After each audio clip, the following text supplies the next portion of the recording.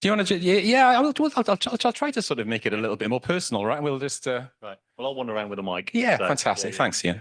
Thanks, Ian. I appreciate that. Thanks for that, Luke. I appreciate that that presentation. So I have we have a real problem today, a project that we've been invited to get involved with where we have to do a demolition. There is no 3D model, and I need to make one.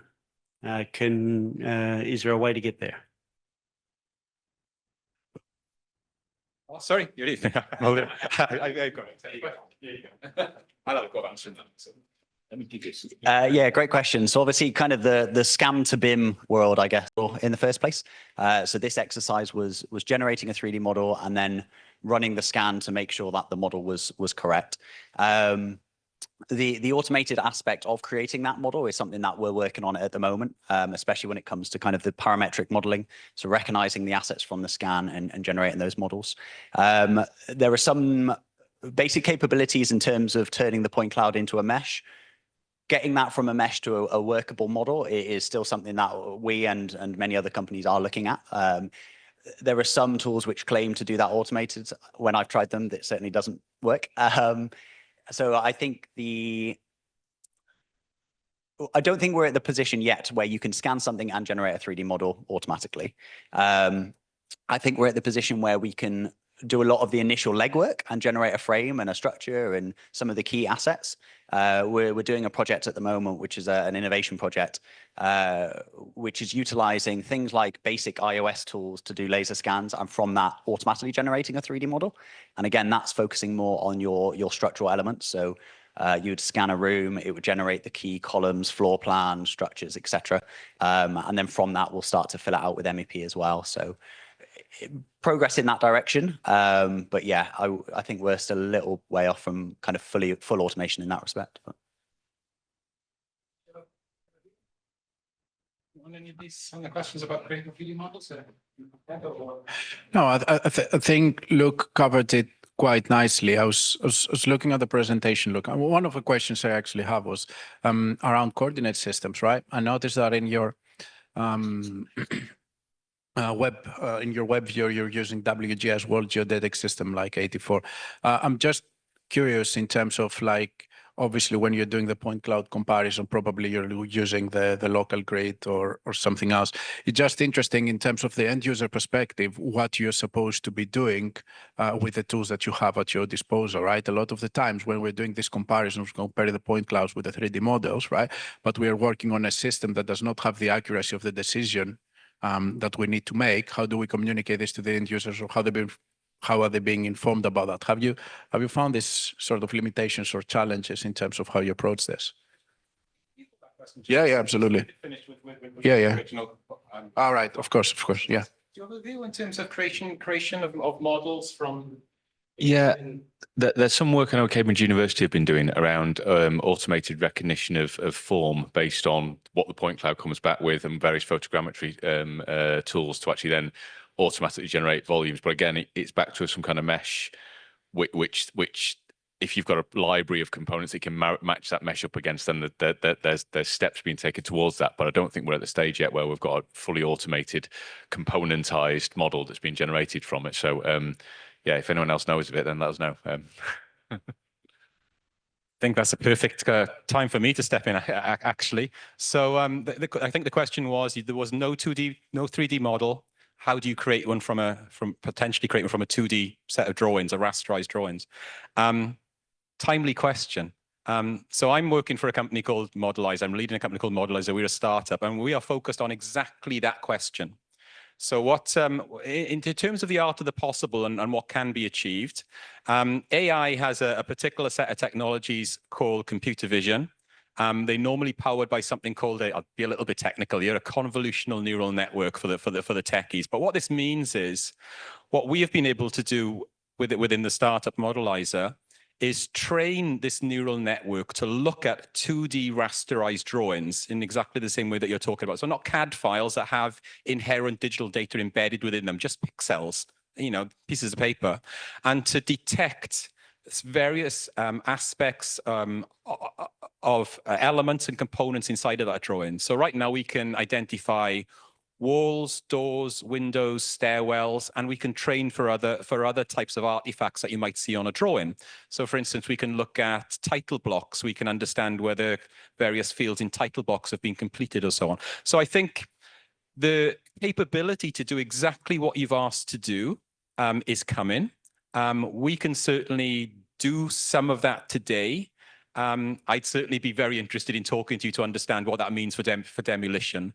But I think AI is a technology that's potentially going to be able to help that, and some companies are already working on it, including the startup that I'm leading at the moment. So perhaps we can talk a little bit later on specifically about that. Second question we've got from Ian. Oh, sorry. Oh, okay.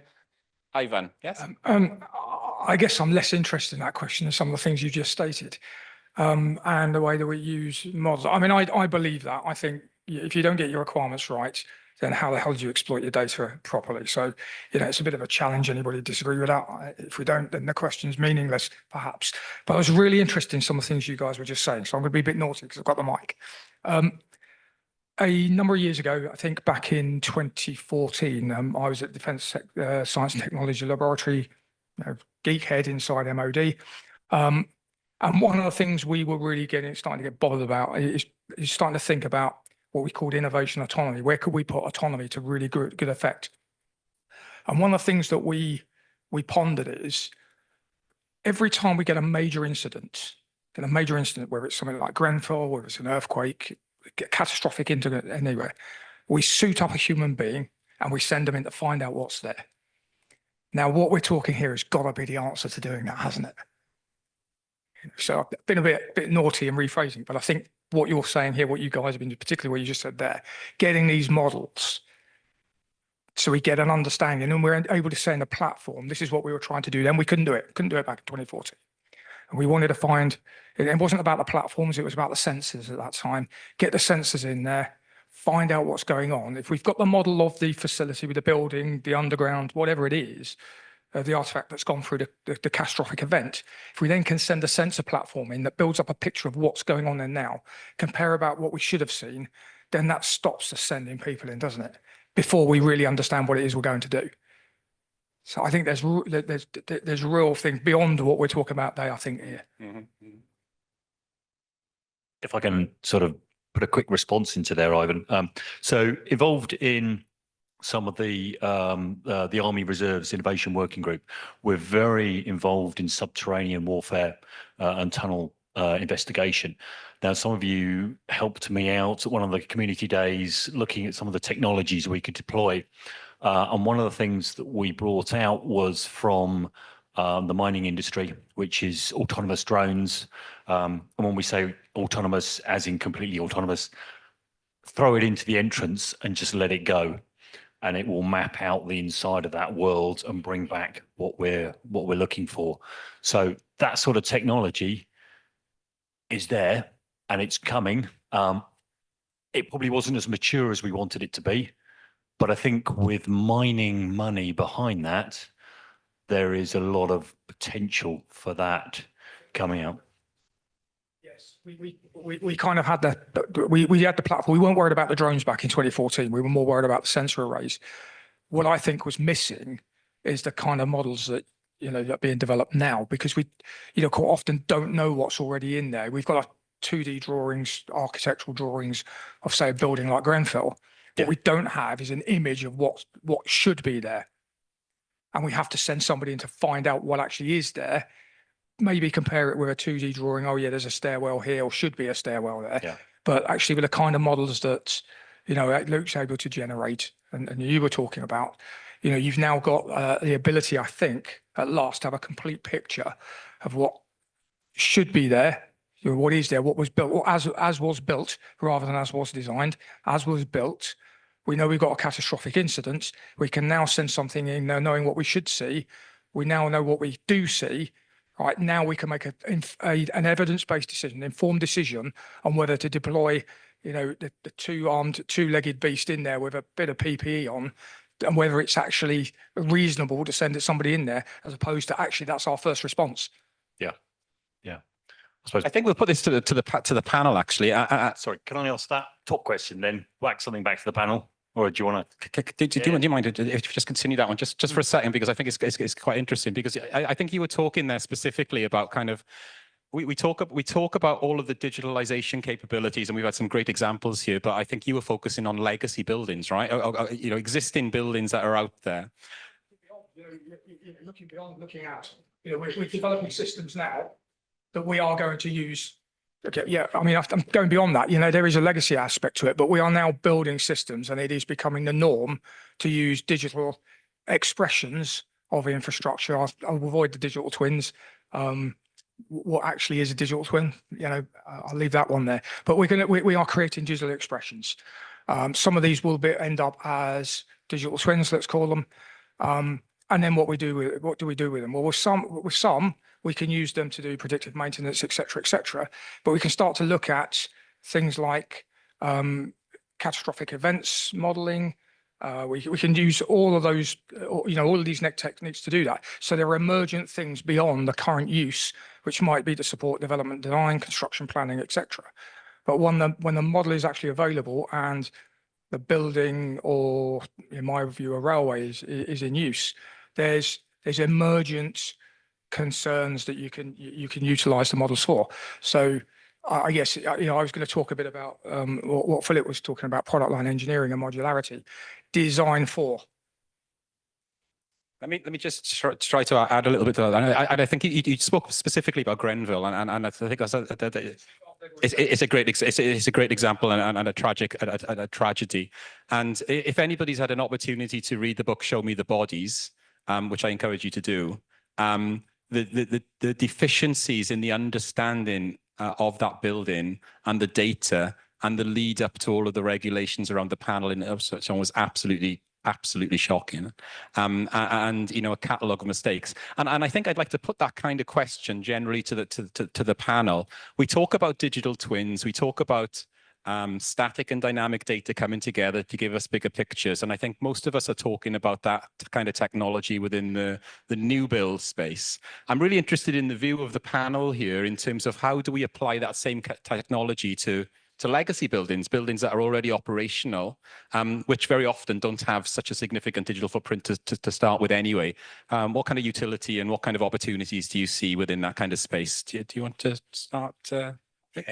Yeah, can do. Yeah, I think we're obviously, it's easy to look at a brand new project and say, right, we're going to do it perfect, everything's going to be digital. But like you say, majority of buildings out there don't have that full digital record. And I think we don't always have to create a nice, shiny, 3D rich model to have a good digital twin. Like, it is fundamentally about the data. So I think as long as you can start to structure the data, and whether that is just starting to digitize the documents that do exist, the O&Ms example, if you then got that unique identifier, that golden thread that we've talked about, if we can start to tie those pieces of data together, then kind of regardless of what that initial interface is, whether it's through a 3D model or a point cloud scan, as long as you can say, right, I am looking at this specific asset, give me everything I know about it from this building, and everything is tied together, that is the start of a digital twin in my view. So yeah, that's a really good point. I think retrospective digitization is quite challenging. Hopefully it will be boosted by AI technology in the future and modern methods of scanning and acquisition of this data. For me, what is probably the most exciting thing is when we start collecting or digitizing some of these records retrospectively, how we are going to connect them or bring them into a wider context of, you know, where the building or the particular type of infrastructure lives and breathes. Because if we keep looking at things, you know, in isolation, yes, maybe we are able to identify exactly the material or the type of wall, or the type of concrete, what's being used, but then the links to where this is coming from, you know, to potential impact from something that is happening in a completely different, in a different country, how is it going to affect the delivery of the material on site, and so on and so forth. I think this is where things get really exciting, because at the end of, and the predictive maintenance of where it is likely to fail and so on, this is where things get really excited, and where I think digital twins can add huge value.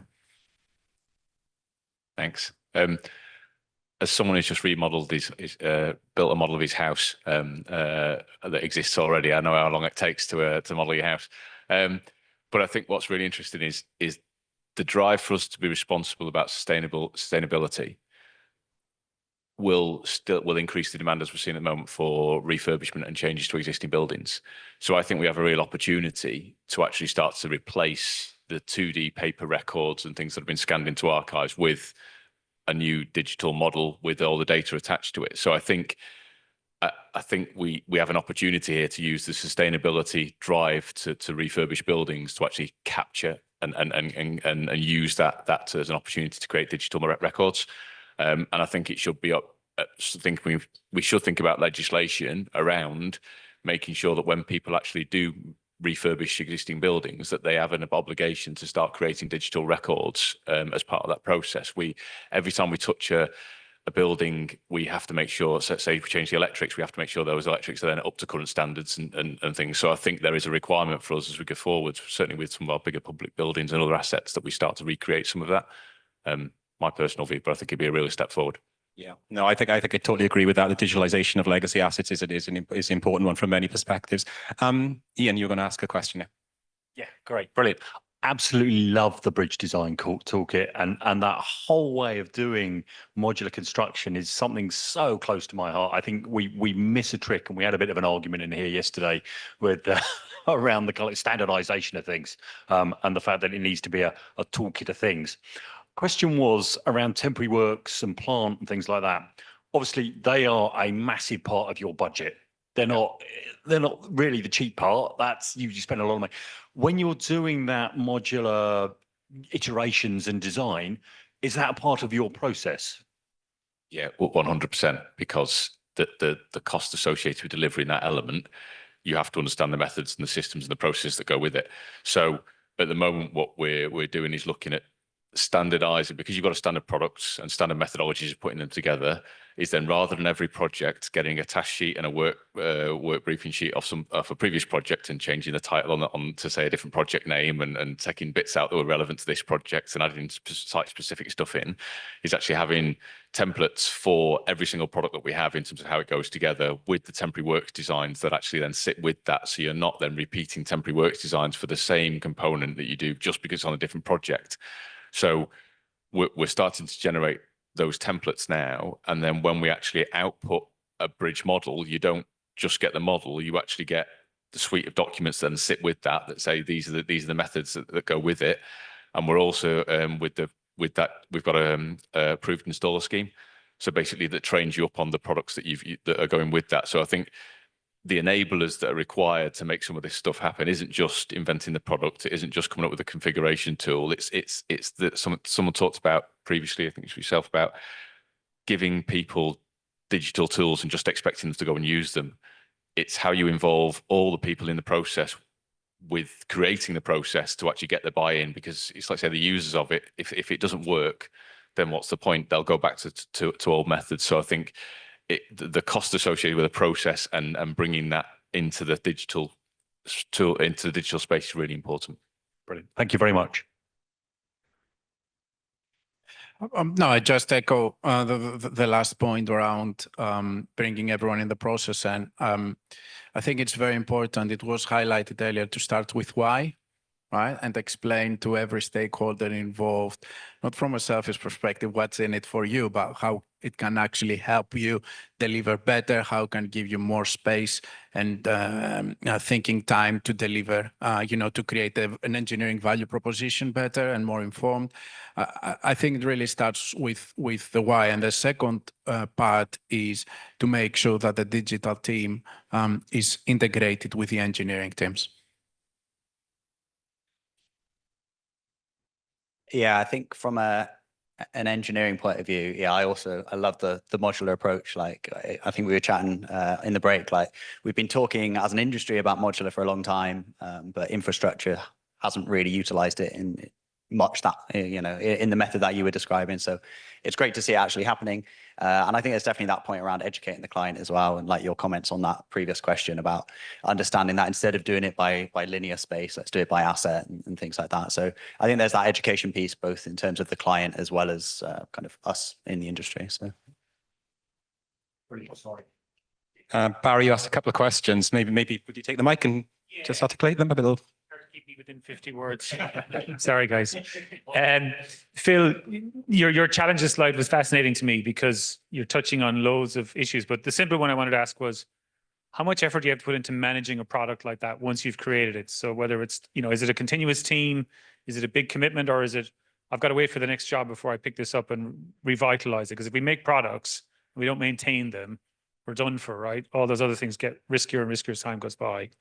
And maybe I'll ask the other question then was Georgius. You picked up the National Digital Twin Maturity Model. Interesting. I've seen loads of them. I've had triple digital twins and 2 digital twins and all.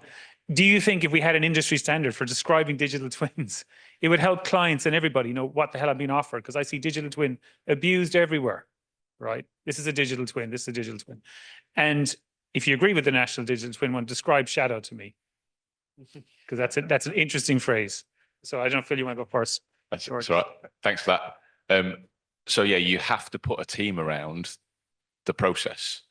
So you can't say I want standardized products and then expect to just deliver it on one project and then the team disappear again. You have to put a team of people around maintaining that they're up to date with current standards.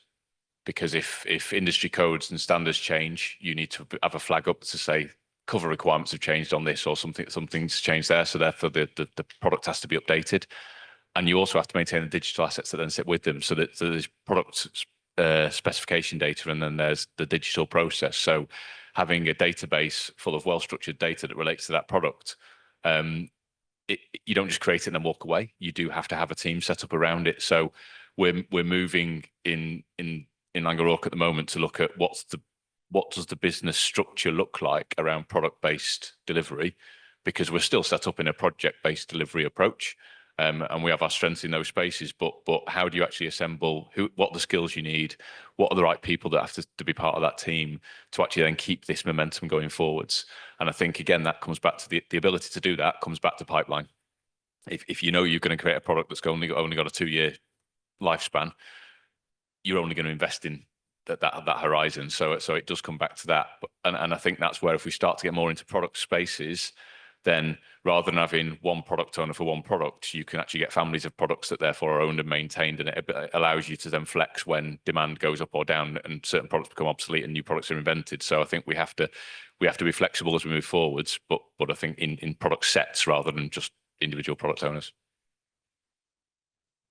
Can I just add to that, Barry, regarding your question around the shadows? I think for me, a digital shadow is a one-way connection with a physical asset.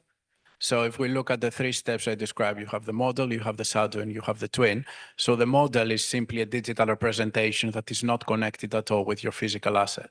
Then you have your shadow, which typically is your physical asset feeding something back to your digital environment, right? Some field data collection that the examples have shown. And then you have the ultimate goal of you're getting this data back, and then can you instruct your twin, your digital twin, your digital environment to do something to the physical asset, which is what I think the real value of digital twin is. And from this is how we approach it from a perspective of use cases and when do we need to use what, because it can get very expensive and very complicated quite quickly without the need of actually fitting the purpose. So this is where I see this, what shadow means for me. And in terms of your point about standardizing digital twins, I think probably everyone has a different view of what it is in the room. So a standardization would be really useful. Did you want to add anything to that? Yeah, I guess it is with anything. Digital twin is obviously the term at the moment. Yeah, it would be nice to have a standardized term. I guess I completely echo what George was saying though. Really, you need that connection between the real and the digital. There's no point in having a shiny digital model which doesn't actually impact the project itself. That leads to handing it over to the client and then forgetting about it and not utilizing it. If there was that real world connection, that will encourage the FM teams, like the conversations we had yesterday afternoon, that will encourage the FM teams to actually start to utilize it as well and not just sat in a drawer. So. I think I'd like to add something to that as well, Barry, because I think you're absolutely right. Digital twin has been the buzzword of the last 2 years for sure. Last year in Digital Construction Week, almost every booth had some reference to digital twin, whether you were a point cloud drone acquisition company, or you were anything else. I think it was digital twins was the buzzword. I kind of add to what was described there, because I've done quite a bit of work on digital twins just to try to understand them myself. And I think what's kind of interesting is digital twins aren't a new idea, right? Digital twins have been in automotive and aerospace for decades and are proven to add value, create safer products, more productive environments. So it's new for our industry, but it's not new. It's not a new concept. So we're not trying to break new ground here, and I think there's a lot that we can learn from other industries in terms of how they've been applied. I kind of like to add to that kind of description of the model shadow twin idea as well, because it's confusing and people don't understand it. We can create a digital model of this whole, this space here, which represents the physical geometry, what we can see and what we can describe. An architect could come in here and to do that, or we could use some point cloud scanners to understand what's in there, and then it can be created, within a digital model environment. But at that stage, there's no connection, right? It's a completely independent model. It has no digital relationship at all with this space. And it can be created before this space exists, and that's the case of BIM. We imagine what this space is going to be, and then we build it. Or it can be created after this space exists, where we kind of digitalize an existing assets. That's a model, no connection. For me, well, I don't think it's for me. I think this is how it's defined. The next step of a shadow will always involve some kind of sensory awareness. A shadow requires an understanding of operation or dynamics. So within this space, for instance, we could have air quality monitors just in this space. And that's providing some real-time digital information about the operational characteristics of this hall. That's what's described as a shadow, information moving in one direction from the physical twin to the digital shadow. The next step, and this is really nuanced, I think, and this is where the confusion lies, is, okay, so what happens next? How do you get to this mystical digital twin? And it's a very subtle but very important difference, and it's the ability to make an intervention into the operation of this space today. So to give you an example, sort of extending on that kind of analogy that I gave, we've got air quality monitors in this space, for instance. CO2 is a very important monitor of air quality, particularly when you've got people involved, because the higher the level of CO2, the less human beings are able to concentrate and focus. So it's a very important kind of parameter. So we could see CO2 levels creeping up in real time, with, from the sensor that we've got in this unit. It gets to a certain threshold, and the digital twin is saying, I'm interested in maximizing the air quality in this space. I'm going to make an intervention, connect to the BMS system, turn on the air conditioning. That's the subtle difference. The digital twin requires the ability to make an intervention into the operation of a system. A digital shadow allows us to understand the operation of the system. A digital model allows us to understand the physical characteristics of what it is that you're modeling. I think I would put it that way. Can I just add to that? Just one thing. We're focused. I think if you talk to people in automotive, like you just raised, they don't talk about digital anything because it's just the process. And we really need to start focusing on the process that we're carrying out. What's the workflow and what information is needed as part of that process? And then we use tools to do that. And whether they're digital, that's just the process. I think we get so fixed on the word digital, and I realise I'm in a digital twin session, so this is quite hard.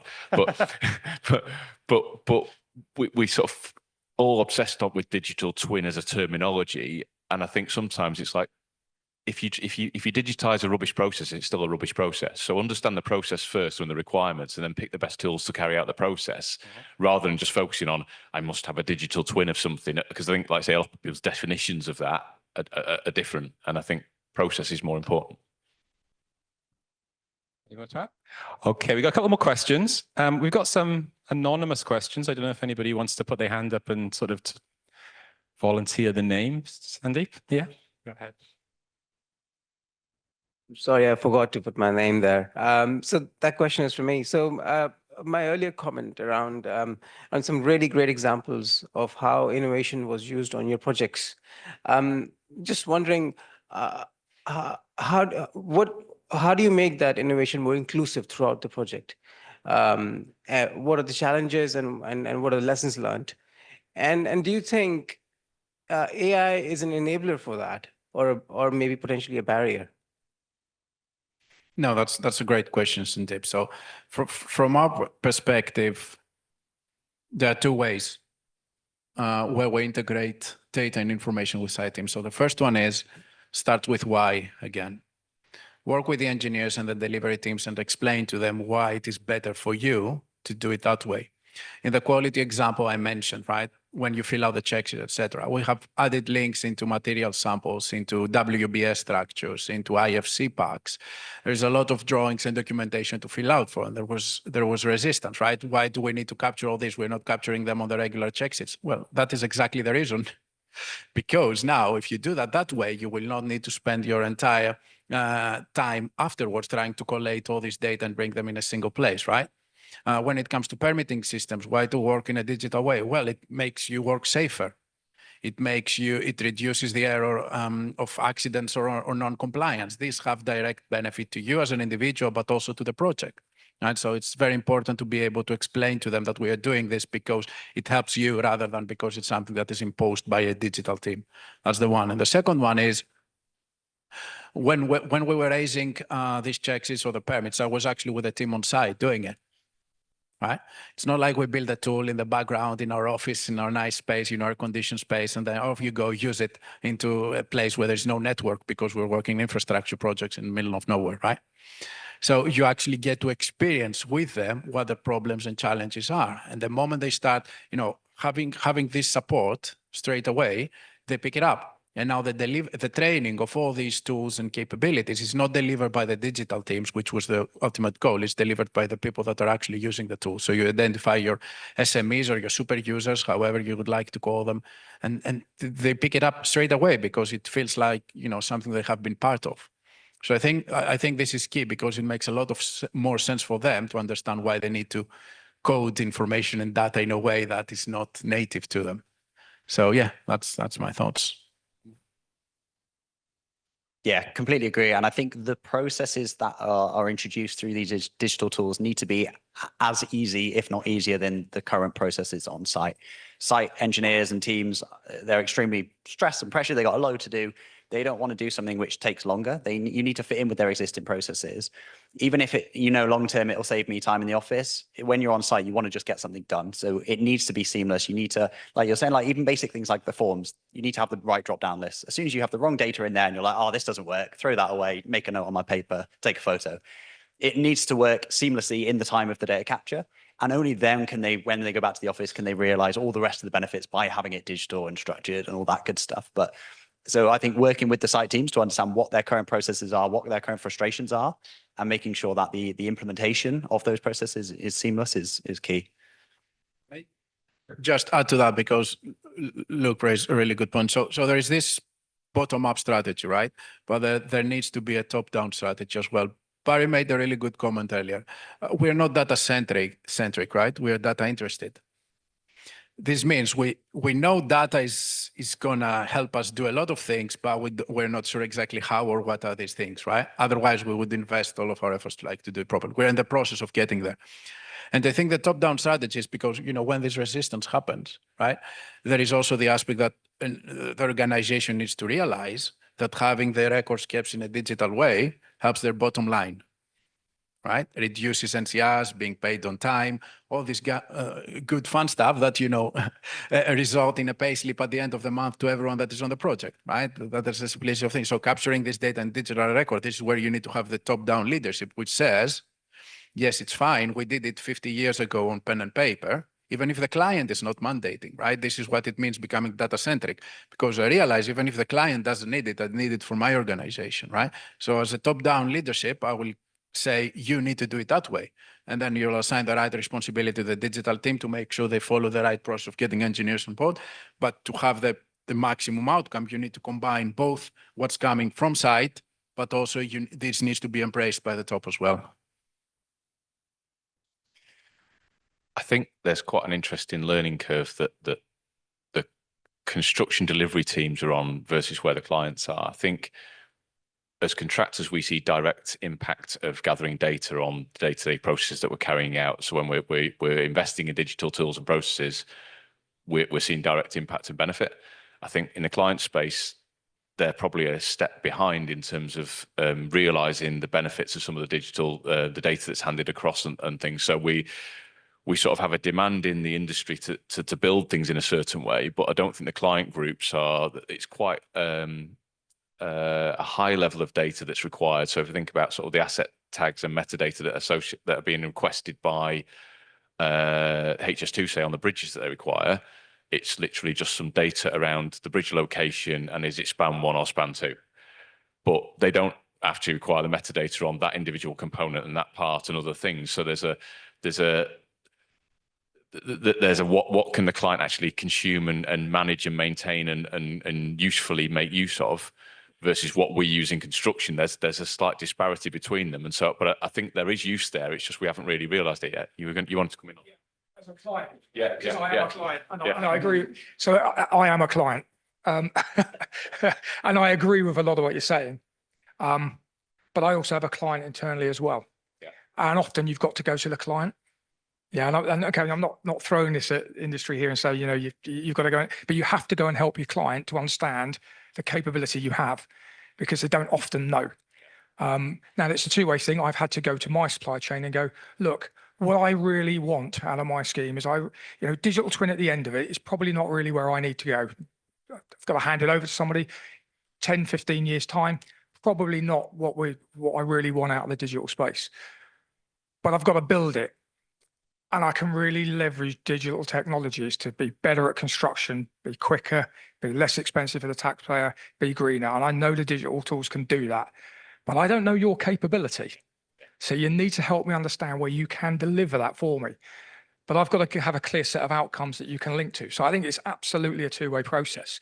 If you avoid talking to the client and telling you what you can do to the client, you get into a vicious circle. Oh, the client needs to understand, yes, supply chain needs to understand we are. The virtuous circle is to actually get around the table and say, right, Mr. Client, what do you really want out of this? What are the outcomes you need for your scheme? And if you've got clear outcomes, you can share the capability. It's outcome, capability, requirement, and that's where I came from, the requirements thing. But I totally agree with some things you say. Yeah. And I think I'd add on that kind of, top-down, bottom-up kind of approach to digitalization, introducing technology. I'll come to you in a second. Yeah. I think, this whole kind of top-down, bottom-up, they have different perspectives, right? I think often the bottom-up approach is dealing with tactical issues. People muddy boots on the ground, hard hats on. How can I have a better day? How can I be quicker at what I need to do? How can I perform a particular transaction or record some information in a way that's quicker and more efficient than before? So it's just kind of transactional, right? Whereas I think from the top down, the enterprise is often looking at the sort of strategic issues, right? How am I going to understand more broader indicators with regards to performance or efficiencies and so on. So I think they're very different questions that are being asked, and I think any introduction of technology has really got to be bearing both of those in mind. Barry, you have another question? Yeah, it's slightly related to clients, because there was a question, I was on the wrong stream when I was typing in questions. A guy said yesterday, you've endless money, what would you do, right? And I think there's a slightly different question, which I'd like to ask, which is that disconnect between what a client wants, what the capability of the industry is, and why construction is so slow, right? So I keep thinking, how could you accelerate this? And inertia is the one that's killing me, right? It's just like, we know what's there. So a guy once said to me, I make space, right? And it's a kind of a leap of faith. Like Google digitized the world without really a business case to say I was going to make money. Apple digitized the product. All the companies who accelerated, Elon Musk, all these guys took a leap of faith going, the customers will show I know what they need. They don't know yet themselves. So if we wanted to accelerate construction in this joined up piece, how would you do it?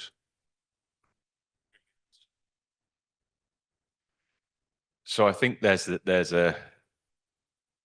there's a link between, I touched on it a bit before, the procurement approach to how we buy services and the need to standardize and look at asset-based procurement, because I think suddenly then you can have a conversation around, right, I want to deliver, and we've started to do it with like frameworks like hospitals and prisons and things, but we've only gone a little bit of the way.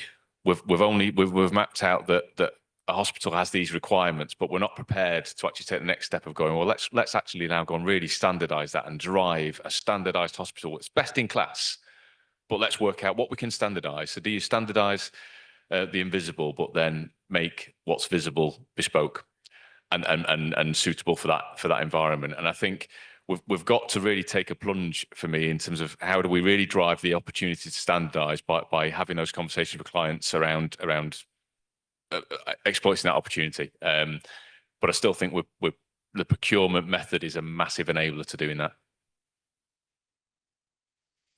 I would add to that early engagement, in my view, is key here, Barry.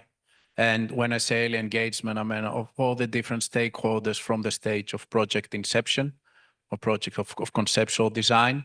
A lot of the times, you know, like you have tier one contractors jumping into the construction phase, and then they have to take it over, and then they're handing over to someone who will be maintaining and managing the asset for the 100 years, and that's it, right? There needs to be a more integrated way of working to be able to identify and flag some of these issues and requirements earlier with all the right people in the room. And something else, we've seen it with BIM, is that legislation helps as well. Yeah, I think certainly with the big infrastructure projects, a lot of the time it does need to be driven by the legislation or by the authority at the top saying that this is required. I mean, asset management arguably barely existed before Crossrail when it comes to like new infrastructure projects, and they were driving it, and okay, it wasn't done perfectly, but now most projects you work on require some sort of asset management. So again, it requires those big projects to kind of lead the way, but I completely agree. Often the clients don't know what they want until, like you say, until someone else says, oh, you need this, you want this. Yeah, I guess getting that data sharing is always going to be the difficult part. Unfortunately, it always comes down to budget as well. So I guess the best way is saying, if you do this, you'll save a lot of money. And again, it kind of comes down to that de-risking question. I guess the debate yesterday between Pete and yourselves and stuff. Obviously, the client will often pick one of the cheaper options in general. For me to be a cynic there's plenty of examples where they'll pick a cheap option. 3 years down the line, it's doubled in cost, and actually it's now more expensive than the most expensive option. So there needs to be that openness that actually, yes, I'm going to pay a bit more because they have considered the risk, they have considered additional innovations, they considered, etc. So again, that needs to be that step change, I guess, where it's not all just the initial bottom line. It needs to be a bit further thought. So. Brilliant. So thank you, everybody. I think we've had a really good Q&A session. Thanks, everybody, for the questions. Really interesting questions. Thanks to the panel for answering that. I think we're just on time now. Just before we leave, though, I'm going to ask Ian, do you think you could take a little selfie of the group and everybody? So does the panel want to join me here this way? We'll go that way, Ian. Yeah, go that way. So a chance for all to be in the picture, the digital twin picture. I don't know if we can get everybody in. See the audience behind? Yeah, almost. Fantastic. It's on a slightly more, let's see, maybe across a bit. That's better, lovely, good stuff. We'll take a few in there. Brilliant. Fantastic. Thank you. Thank you very much, everybody. Thank you. Enjoy your lunch.